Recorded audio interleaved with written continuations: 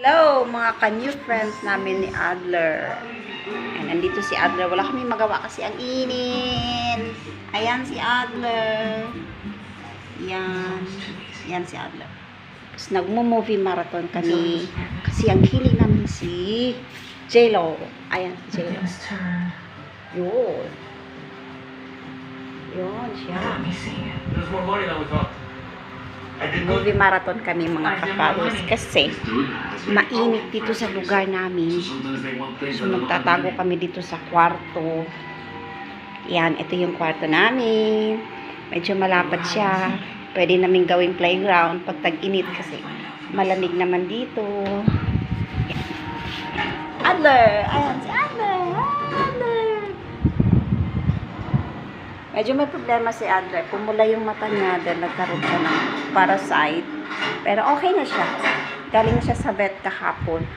And ito yung medicine niya. Medicine ni Adler yan para sa mata niya. Yan. Para sa mata yan ni Adler. Kasi medyo nagkaroon siya ng red eyes. Ayan, tingnan nyo. Yan. Oh, pakita mo Adler. Pakita mo Adler. Oh, konti na lang. 7 days medication siya kasi nagkaroon siya ng parasite. Yan. Wala kami magawa kasi sobrang init. Oh. Tingnan nyo. Sobrang tapang ng init namin dito sa lugar namin. Kasi malapit kami sa lahar kaya mainit. Pero kahit mainit, nagkakape ako. Kasi masarap magkape.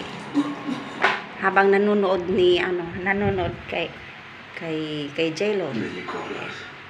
Yan si J-Lo. Pakita ko sa inyo si J-Lo. Paborito namin ni Adler. Who's this? You don't mind me asking.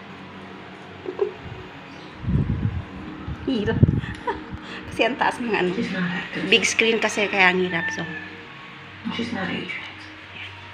tayo sa kabila sa labas ng bahay namin. Sobrang lapad, tapos dalawa lang kami dito ni Adler. Yan. Kita ko sa inyo yung mga medicine ni Adler kasi nagkaroon siya ng parasite. Ayan, mga medicine niya. Ang dami. Tingnan nyo. Yan.